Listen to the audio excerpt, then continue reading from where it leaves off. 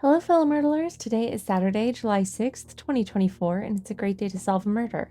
Again, as promised, I always let y'all know if I've already solved the puzzle and I'm re-recording. I am re-recording today. I had an issue with the visuals today, and that was user error entirely. I just somehow managed to record the wrong screen.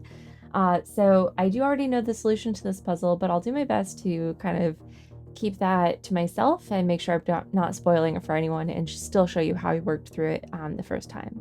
So let's go ahead and dive into Deductive Logico. In the case of the body of the forest ranger, we have 6 4x4 grids with suspects, motives, locations, and weapons. And we have statements today, 4 statements, 1 for each of the suspects. And we know that one of these must be a lie and the other 3 must be true. Whomever is lying will be our murderer today, and that's how we'll solve the case. All right, let's go ahead and check out today's suspects. We have Chancellor Tuscany, Lord Lavender, Bishop Azure, and Comrade Champagne. The weapons today are a bow and arrow, a brick, poisoned tea, and a pencil. And the locations today are the Old Pine, the Hot Spring Spa, the entrance gate, and the ancient ruins. Finally, our motives today are to rage with jealousy, to escape blackmail, to hide an affair, and to rob the victim. All right, let's check out today's clues and evidence. So we're starting off with a fingerprint clue. Oops, I always do that. Okay, so let's see whose fingerprint this was. Okay, with these 2 lines here, that's got to be Chancellor Tuscany. So we will put Chancellor Tuscany by the Old Pine. Next, we have an anagram. Lord Lavender wanted to hide an affair. Okay, so we have Lord Lavender hiding an affair. Comrade Champagne wanted to rage with jealousy.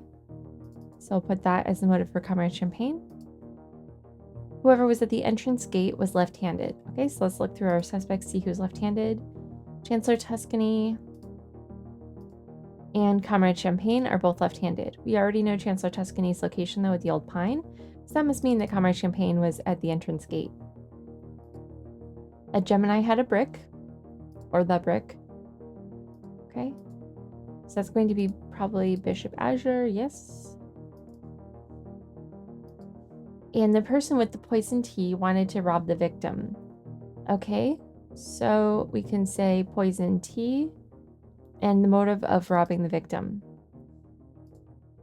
The suspect who was at the hot spring spa had green eyes. Okay, let's look through, see who we have. Chancellor Tuscany, but again, we already know Chancellor Tuscany's location. So that leaves Lord Lavender as a possibility. And that's it. So Lord Lavender must have been at the hot spring spa. So we have a few things we can kind of deduce here. First off, from process of elimination, we can assign Bishop Azure to the ancient ruins with the brick, so we can put that in here as well.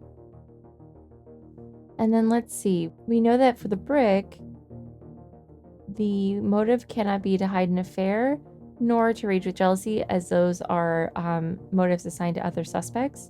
So Bishop Azure's motive must then be to escape blackmail. So we can put that in here and here. Also for the ancient ruins here. So yes, that should be Bishop Azure's pieces all filled out there. That also tells us that Chancellor Tuscany's motive was to rob the victim, which will give Chancellor Tuscany the poison tea. We also already know that Chancellor Tuscany's at the Old Pine, so we can put this in here as well. Fill that all out. Okay, let's see what else we have, or if that's it. I think that might be it, because I'm seeing sets of 2 everywhere. And I think that is it. Okay, so there's everything all filled out for now. Let me go ahead and cross this off.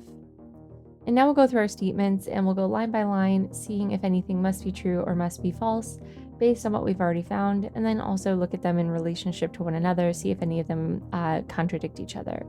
Next, what I'd like to do, if I still haven't figured it out, is go line by line and take the inverse of each statement to make that one the lie, and see if I can compel the other 3 to be true in that case. So let's start with Chancellor Tuscany's statement here. Lord Lavender brought a pencil. This could be true.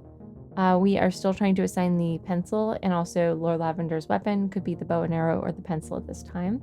So that could be true. A brick was not by the Old Pine. So this is different from this one, as this could be true.